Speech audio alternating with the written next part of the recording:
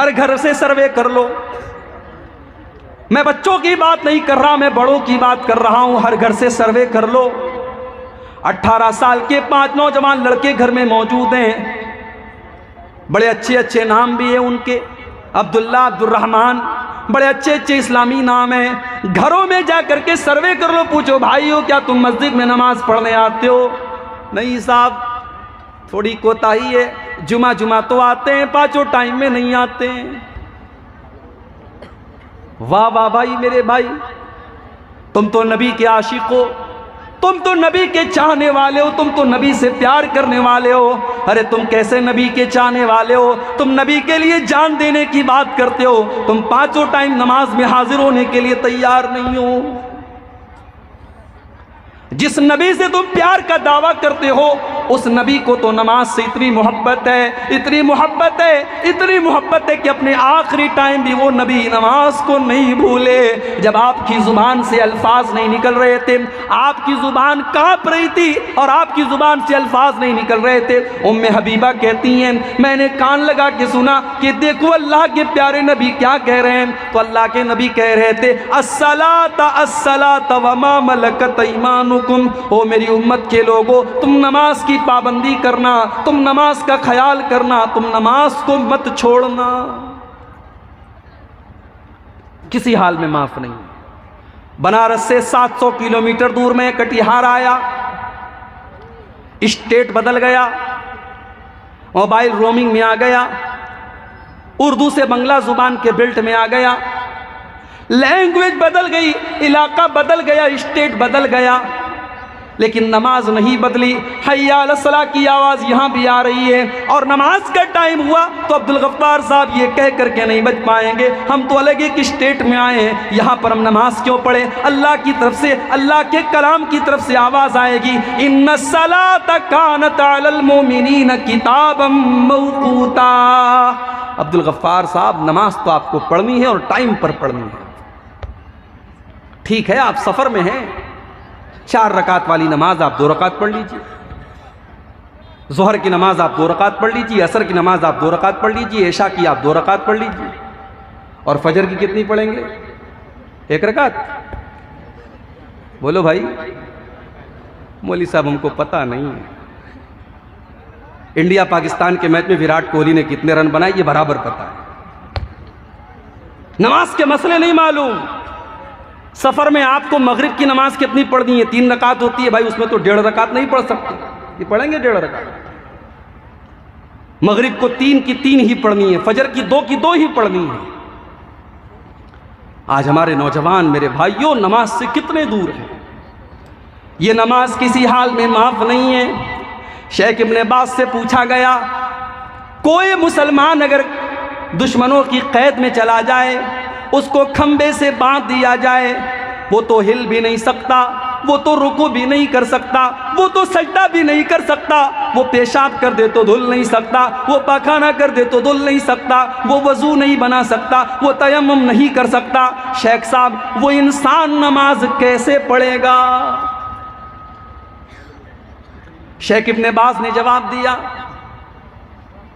جب نماز کا ٹائم ہو جائے گا، وہ اسی حال میں، اس کے دونوں ہاتھ اور پیر مدے ہوئے، وہ اسی حال میں اپنی آنکھوں کے اشارے سے تسبیح کرے گا، اپنی آنکھوں کے اشارے سے نہ دعائیں پڑھے گا، وہ اپنی آنکھوں کے اشارے سے پوری نماز پڑھے گا. اس لیے کہ اللہ نے قرآن میں فرمایا فَاتَّقُوا اللَّهَ مَا اسْتَطَعْتُمْ، اللہ سے ڈرو جتنی تمہارے اندر طاقت ہے. وہ بیچارہ وضو نہیں کر سکتا، وہ تیمم نہیں کر سکتا، وہ رکوع نہیں کر سکتا، وہ سجدہ نہیں کر سکتا، وہ جس حال میں اسی حال میں نماز پڑھے گا.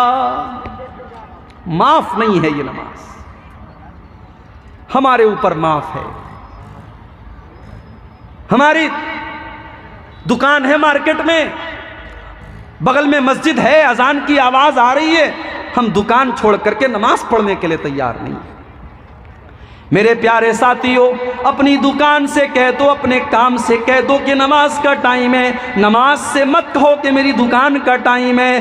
رجال لا تلہیہم تجارت ولا بیع عن ذکر اللہ. اللہ کے نیک بندے، اللہ کے مومن بندے نماز کی وجہ سے اپنے کام کی وجہ سے کبھی نماز کو نہیں چھوڑتے، وہ نماز کی وجہ سے اپنے کام کو چھوڑ دیتے ہیں۔ اللہ کے پیارے نبی کبھی بد دعا نہیں کرتے تھے،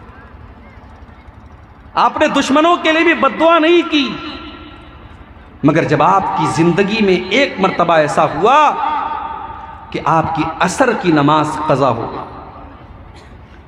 جنگ خندق کا موقع تھا، دشمنوں سے لڑائی چل رہی تھی، عصر کا ٹائم ہو گیا، لڑائی کنٹینیو ہوئے، لڑائی چل رہی ہے، مغرب کا ٹائم ہو گیا، سورج غروب ہو گیا اور اللہ کے پیارے نبی کی عصر کی نماز قضا ہو گئی۔ آپ نے بد دعا دیتے ہوئے فرمایا ملأ اللہ بیوتہم وقبورہم نارا شغلونا عن الصلاة الوسطی، اللہ تعالیٰ ان کے گھروں کو جہنم کی آگ سے بھر دے، ان کی وجہ سے ہماری عصر کی نماز قضا ہو گئی۔ اتنی محبت تھی اللہ کے نبی کو نماز۔ سوموار کے دن آپ کا انتقال ہوا، آخری نماز آپ نے فجر کی دیکھی، فجر کی نماز کا ٹائم ہے، ابو بکر صدیق نماز پڑھا رہے ہیں، صحابہ پیچھے نماز پڑھ رہے ہیں۔ اللہ کے پیارے نبی کی طبیعت کچھ بہتر محسوس ہوئی، آپ کھڑے ہوئے، حجرہ عائشہ کا پردہ ہٹایا، سامنے صفیں لگی ہوئی ہیں، صحابہ نماز پڑھ رہے ہیں۔ نبی اکرم نے اپنے صحابہ کو نماز پڑھتے ہوئے دیکھا، آپ کے چہرے پر مسکراہٹ آ گئی، آپ ہنسنے لگے، مسکرانے لگے، آپ کے دل کو سکون پہنچا۔ میری امت میرے بعد بھی نماز پڑھے گی، میری امت کے لوگ میرے بعد بھی نماز کو قائم رکھیں گے، میرے مشن کو قائم رکھیں گے، میرے کام کو جاری رکھیں گے، نماز بند نہیں ہوگی۔ آپ کے چہرے پر مسکراہٹ پھیل گئی۔ صحابہ کرام نماز پڑھ رہے ہیں۔ اچھا جس سے محبت ہوتی ہے نا، اس کی موجودگی کا احساس وہ کر لیتا ہے۔ صحابہ نے نماز کی حالت میں محسوس کر لیا کہ اللہ کے نبی اپنے حجرے کے دروازے تک آئے۔ صحابہ کہتے ہیں کہ ہمیں ڈر محسوس ہوا کہ کہیں ہماری نماز نہ خراب ہو جائے۔ ابو بکر صدیق کو بھی محسوس ہو گیا، وہ پیچھے ہٹنے لگے۔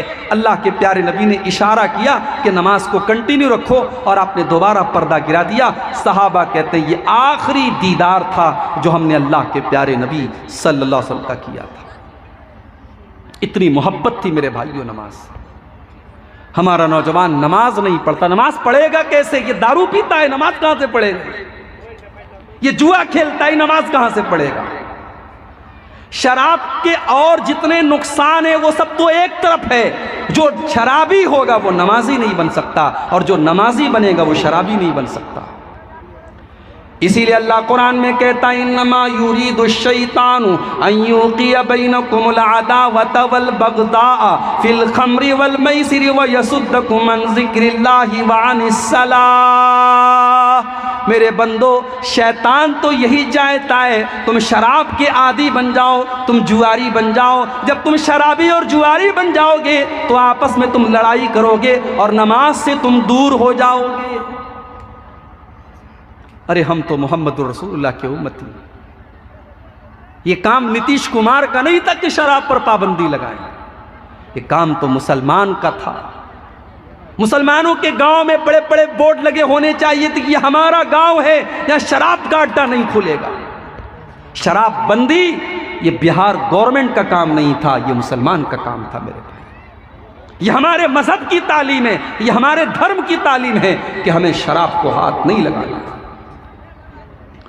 عثمان غنی کہتے تھے اجتنبوا الخمر، او لوگو شراب سے بچو، فإنها ام الخبائث، اس لیے کہ شراب بہت ساری برائیوں کی جڑ ہے، بہت ساری برائیوں کی جڑ ہے۔ عثمان غنی بیان کرتے ہیں پہلے کے دور میں ایک آدمی تھا، بہت اللہ والا تھا، بہت نیک تھا، بہت متقی تھا، بہت پرہیزگار تھا۔ اس دور کی ایک فاحشہ عورت نے، ایک بد چلن عورت نے اس کو اپنے جال میں پھنسانے کی کوشش کی۔ اس نے اپنی ایک لونڈی کو بھیجا، لونڈی آئی، حضرت چلیے ہماری مالکن نے آپ کو بلایا ہے۔ کیا بات ہے، کیا کام ہے؟ وہ کچھ گواہی دینا ہے، بہت امپورٹنٹ کام ہے، بڑا اہم کام ہے، آپ کو گواہی دینا ہے، چلیے آپ۔ حضرت بیچارے سیدھے سادے تھے، چل دیے۔ اب جب حضرت پہنچے اس عورت کے گھر میں تو حدیث کے الفاظ ہیں، لونڈی جب اندر گئی دروازہ بند، اور اندر گئی دوسرا دروازہ بند، اور اندر گئی تیسرا دروازہ بند، 7 دروازوں کے اندر لے کے گئی۔ لاسٹ میں کمرہ تھا، کمرے میں وہی بدچلن عورت تھی، خوبصورت عورت تھی، اور ایک چھوٹا سا بچہ تھا جس کے بغل میں، جس کے بازو میں چاقو رکھا ہوا تھا، اور ایک شراب کا جام تھا، شراب کی بوتل تھی اور گلاس رکھا ہوا۔ عورت نے کہا تمہیں 3 میں سے کوئی ایک کام کرنا ہے، یا تو تم میرے ساتھ زنا کرو، یا تم اس بچے کو قتل کر دو، یا تم شراب کا ایک پیالہ پی لو۔ اس نے سوچا زنا تو بہت بڑا گناہ ہے، بچے کو قتل کرنا اس سے بڑا بھی گناہ ہے، اس سے آسان کام یہ ہے کہ میں شراب پی لیتا ہوں۔ غور سے سننا میرے وہ بھائیوں جو زندگی میں کبھی شراب کے قریب گئے ہو، بڑے درد کے ساتھ یہ واقعہ بیان کر رہا ہوں۔ عثمان غنی رضی اللہ تعالیٰ عنہ کہتے ہیں اس انسان نے سوچا کہ شراب پینا یہ ہلکا کام ہے، چلو میں شراب پی لیتا ہوں۔ اس نے شراب کا ایک پیالہ اٹھایا، اس نے شراب کو پیا، شراب پینے کے بعد اس کو اور طلب محسوس ہوئی، اس نے کہا ایک اور پیالہ پلاؤ، اس نے ایک اور پیالہ پیا، یہاں تک کہ شراب کو ختم کر دیا، اور جب نشے میں ہو گیا اس نے اس عورت کے ساتھ زنا بھی کیا اور اس بچے کو قتل بھی کر دیا۔ عثمان غنی کہتے ہیں لوگوں، شراب کی لت اور ایمان ایک دل میں اکٹھا نہیں رہ سکتے، اگر شراب کی لت لگ جائے تو ایمان نکل جاتا ہے، اور ایمان ہے تو شراب کی لت نکل جاتی ہے۔ یہاں اس مجلس میں اگر کوئی ہمارا بھائی بیٹھا ہو جس کو اللہ نے اس بری عادت میں وہ مبتلا ہو گیا ہو، تو میں اللہ سے دل کے ساتھ، اور تہجد کا یہ ٹائم ہے، رات کا ٹائم ہے، میں دعا کرتا ہوں اللہ اس کو اس گندی عادت سے بچا لے۔ میرے بھائیوں، یہ وہ عادت ہے جس کو اللہ کے پیارے نبی نے فرمایا ام الخبائث، تمام برائیوں کی جڑ ہے، تمام گندگیوں کی ماں ہے، اور آپ نے اگر جوانی کے دور میں شراب پی ہے تو آپ کو اس جوانی کا حساب دینا ہے کل قیامت کے دن۔ اللہ کے پیارے نبی کہتے ہیں قیامت کے دن دوسرا سوال کیا جائے گا، وَعَن شَبَابِهِ فِيمَا أَبْلَىٰ، تو نے اپنی جوانی کو کہاں گزارا؟ تیسرا سوال، وَعَن مَالِهِ مِنْ أَيْنَ اكْتَسَبَهُ، تو نے مال کہاں سے کمایا؟